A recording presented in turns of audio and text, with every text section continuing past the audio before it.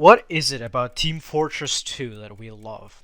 Is it the hats? Is it the players? Is it even the game modes themselves? The answer is all of them. We love TF2 because not only is it a cult classic, but it's one of the easiest games to get into. You just hop in a server and start learning there and then. The game has something I like to call fundamentals, which essentially means that they form the foundation for today's playstyles. But what exactly are these fundamentals? I'll tell you, they're flaws. In this particular video, I will be touching on two specific ones we have all fallen victim to, like it or not. Just know that this video is not saying that these quote-unquote flaws are necessarily bad, as they are basically what gives the game the charm that it's known for. We all know that Team Fortress 2, much like any other shooter game, has something called a hitbox for its 9 selectable classes. What a hitbox does is basically detect collisions and is what gets you kills. Without a hitbox, you can't shoot the enemy and expect them to die, as there's nothing there to actually hit. Start praying, boy. What?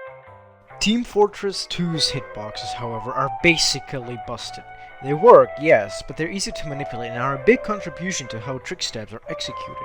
Whenever you come across a spy, chances are they're running side to side in order for you to turn your back to them and so they can stab you.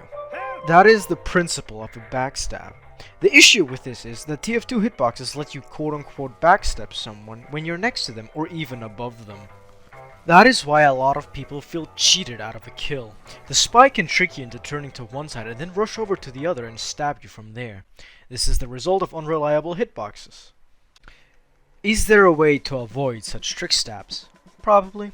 Just, I don't bother even approaching a spy who can't sit still. This is a fundamental for today's spy playstyle. Without broken hitboxes, trick stabbing would be a smidge harder and would likely see a drop in spy players. So with that being said, should we fix the hitboxes? Yes, definitely. I'm not even gonna fucking argue about it, just please fix the hitboxes.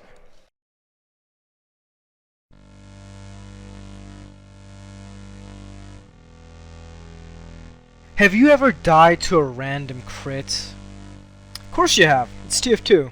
A random crit is an attack which does extra damage basically. The standard random crit rate is 2%, however that can go up depending on your damage output of your attack.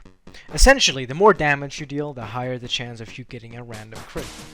Random crits are extremely easy to get because of this, and makes a lot of fights unfair for both new and experienced players. For example, Jose Gonzalez 2007 can easily kill someone like Uncle Dane with a well-timed and positioned shot. They're a case of satisfying to get, annoying to lose to. They're also not necessarily random, considering one can calculate if they get a random crit or not, and use that to their advantage. That, and there's also a crit exploit that I'm not even going to try touching on.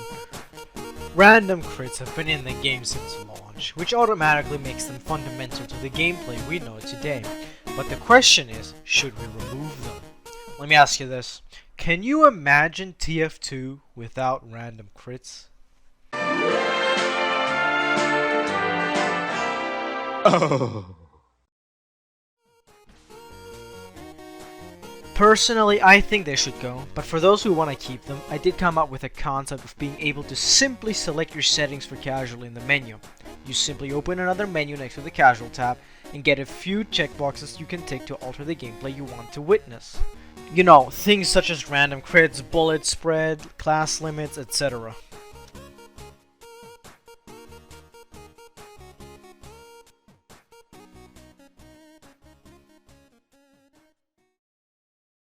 I also have an additional third flaw as a bonus that I remembered whilst editing this video, so here we go. The pyro. If you made it to the end of this video, thank you for watching. I did want to simplify this video so it's easier to understand for new players. And if you're an experienced player, then you have no business watching this video, as you know how unfair these two are. But if you use them, then please just go outside or something.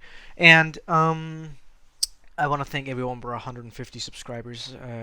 I didn't quite expect this growth from my channel from the bot invasion video, but I'm thankful nonetheless. I will be trying to provide more content as I go along. So once again, thank you.